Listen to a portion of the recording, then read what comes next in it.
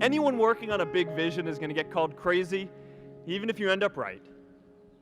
Anyone taking on a complex problem is going to get blamed for not fully understanding it, even though it's impossible to know everything up front. Anyone taking initiative will always get criticized for moving too fast because there's always someone who wants to slow you down. In our society, we often don't take on big things because we're so afraid of making mistakes that we ignore all the things wrong today if we do nothing. The reality is, anything we do today is going to have some issues in the future. But that can't stop us from getting started. So what are we waiting for? It is time for our generation-defining great works. How about stopping climate change before we destroy the planet and getting millions of people involved, manufacturing and installing solar panels? How about curing all diseases and getting people involved by asking volunteers to share their health data, track their health data, and share their genomes? How about modernizing democracy so everyone can vote online? And how about personalizing education so everyone can learn? These achievements are all within our reach. Let's do them all in a way that gives everyone in our society a role. Let's do big things, not just to create progress, but to create purpose.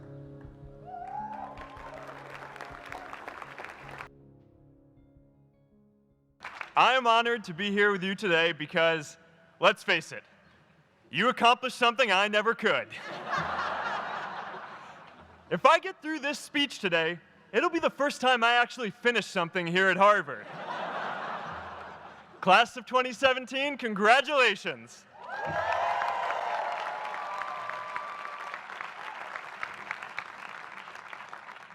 Today, I want to talk about purpose.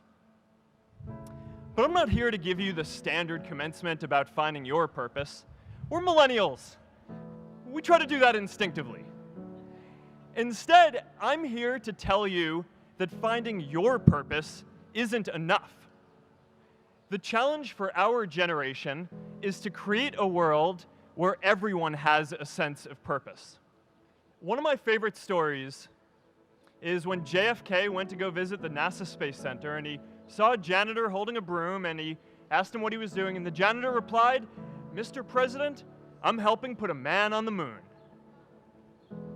Purpose is that feeling that you are a part of something bigger than yourself, that you are needed, and that you have something better ahead to work for. Purpose is what creates true happiness. I remember that night I launched Facebook from that little dorm in Kirkland House. I went to Noakes with my friend KX, and I remember telling him clearly that I was excited to help connect the Harvard community, but one day someone would connect the whole world. The thing is, it never even occurred to me that that someone might be us. We were just college kids. We didn't know anything about that. There were all these great big technology companies with all these resources, and I just assumed one of them would do it. But this idea was so clear to us that all people want to connect.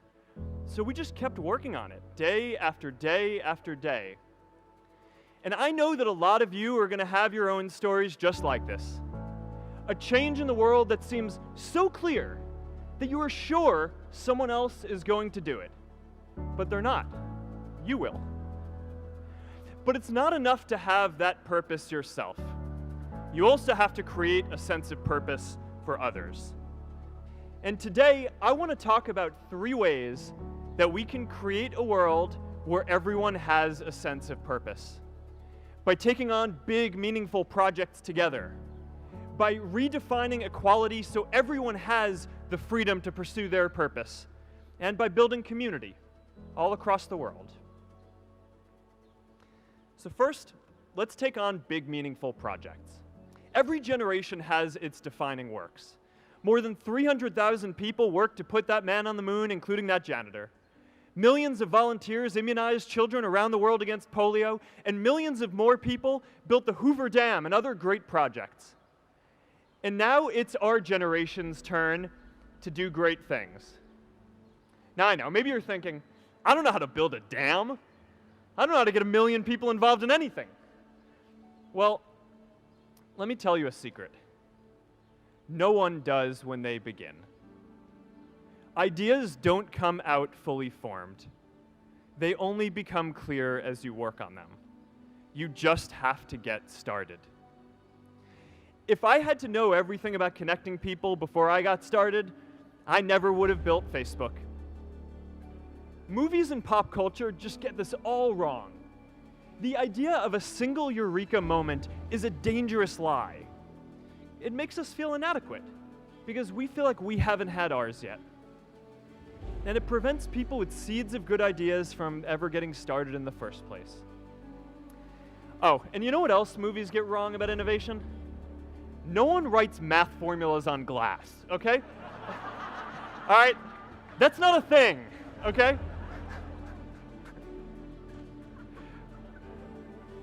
It's really good to be idealistic, but be prepared to be misunderstood. Anyone working on a big vision is going to get called crazy, even if you end up right. Anyone taking on a complex problem is going to get blamed for not fully understanding it, even though it's impossible to know everything up front.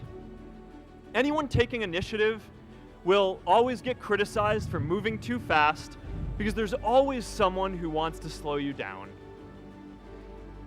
In our society, we often don't take on big things because we're so afraid of making mistakes that we ignore all the things wrong today if we do nothing.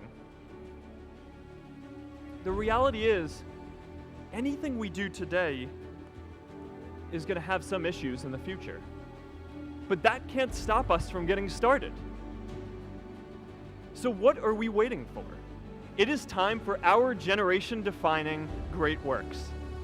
How about stopping climate change before we destroy the planet and getting millions of people involved, manufacturing and installing solar panels?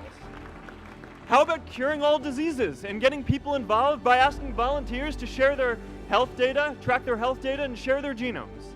You know, today, our society spends more than 50 times as much treating people who are sick as we invest in finding cures so people don't get sick in the first place. It makes no sense. We can fix this. How about modernizing democracy so everyone can vote online? And how about personalizing education so everyone can learn? These achievements are all within our reach. Let's do them all in a way that gives everyone in our society a role. Let's do big things, not just to create progress, but to create purpose.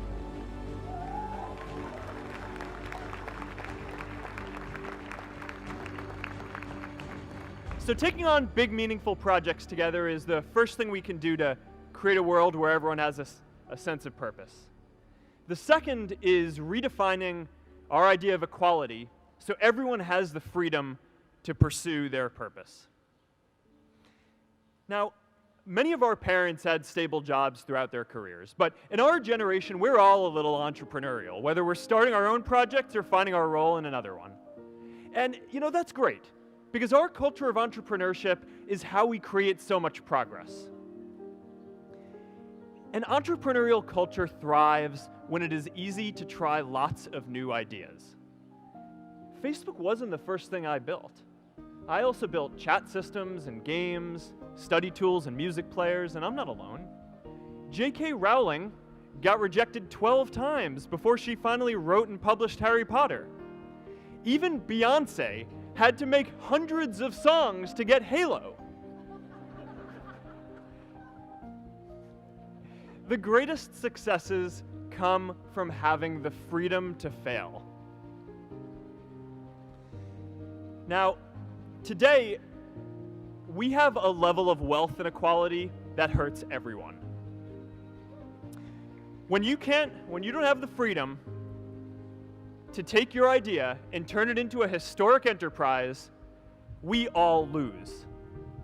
And right now, today, our society is way over-indexed on rewarding people when they're successful, And we don't do nearly enough to make sure that everyone can take lots of different shots. Now let's face it, there is something wrong with our system when I can leave here and make billions of dollars in 10 years, while millions of students can't even afford to pay off their loans, let alone start a business.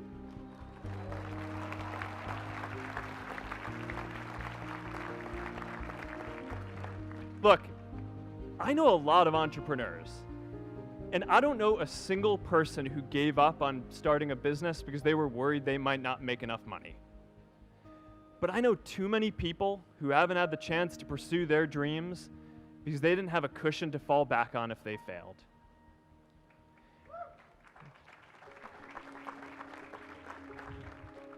We all know you don't get successful just by having a good idea or working hard. You get successful by being lucky too. If I had to support my family growing up instead of having the time to learn how to code, if I didn't know that I was going to be fine if Facebook didn't work out, then I wouldn't be standing up here today. And if we're honest, we all know how much luck we've had to get to this point in our lives. Every generation expands its definition of equality. Previous generations fought for the vote and civil rights. They had the New Deal and Great Society. And now it's time for our generation to define a new social contract.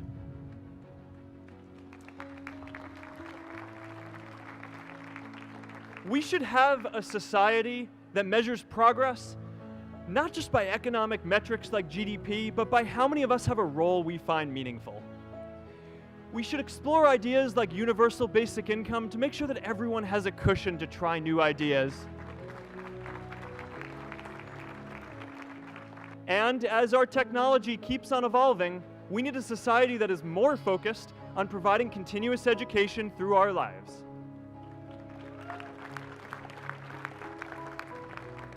And yes, giving everyone the freedom to pursue purpose isn't going to be free. People like me should pay for it.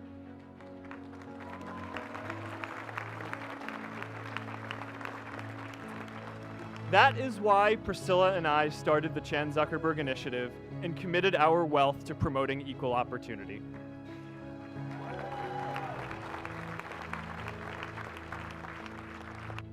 But it's not just about giving money. You can also give time. And I promise you, if you just take an hour or two a week, that's all it takes to give someone a hand and help them reach their potential. You know, when Priscilla graduated from Harvard, she became a teacher. And before she'd do education work with me, she told me that I needed to get my own experience teaching a class. At first I complained. I said, you know, I'm kind of busy. I'm running this company. But she insisted. So I taught an after-school program at the local Boys and Girls Club on entrepreneurship. I taught those kids lessons on product development and marketing, and they taught me what it was like growing up feeling targeted for your race, and what it's like having a family member in prison. For 5 years, I've had dinner with those students every month. One of them even threw Priscilla and me our first baby shower. And next year, they're going to college. Every one of them, first generation in their families. We can all make time to give someone a hand. Let's give everyone the freedom to pursue purpose, not just because it's the right thing to do, but because when more people can turn their dreams into something great, we are all better for it.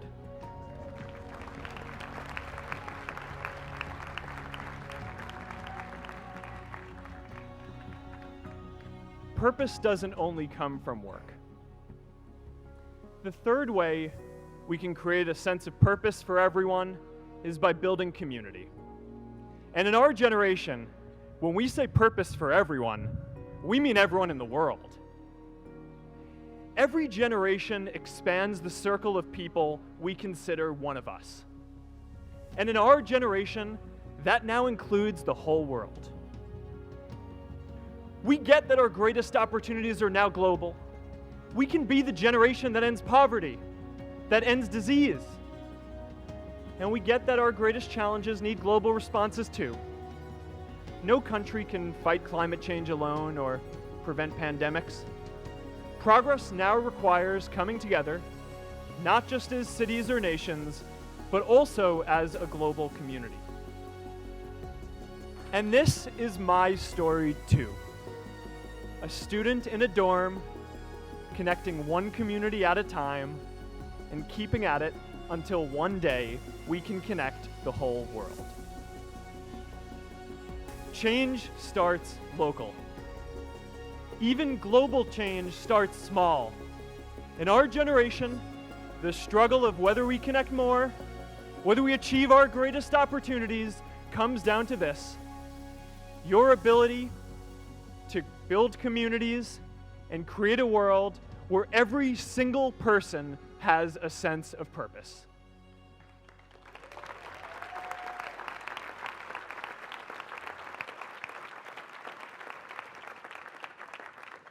Class of 2017, you are graduating into a world that needs purpose, and it's up to you to create it.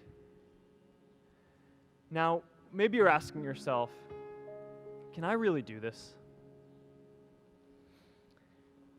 Well, remember when I told you about that class I taught at the Boys and Girls Club? One day after class, I was talking to my students about going to college, and one of my top students raised his hand and said that he wasn't sure he could go to college because he's undocumented. He wasn't sure if they'd take him. Last year, I took him out to breakfast for his birthday, and I wanted to get him a gift, so I asked him what he wanted, and he just started talking about struggles that he saw other students in his class facing, and finally he said, "You know, I'd really just like a book on social justice." I was blown away. Here is a young guy who has every reason to be cynical. He wasn't sure if the country he calls home, the only one he's known, was going to deny him his dream of going to college. But he wasn't feeling sorry for himself. He wasn't even thinking of himself. He has a greater sense of purpose, and he's going to bring people along with him. It says something about our situation today that I can't even say his name because I don't want to put him at risk. But if a high school senior who doesn't know what the future holds for him can do his part to move the world forward, then we owe it to the world to do our part too.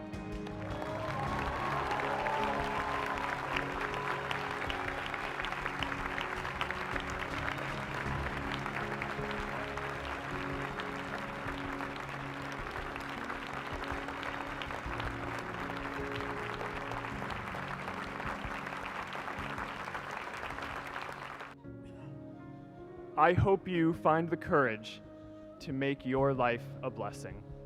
Congratulations, class of 2017. Good luck out there.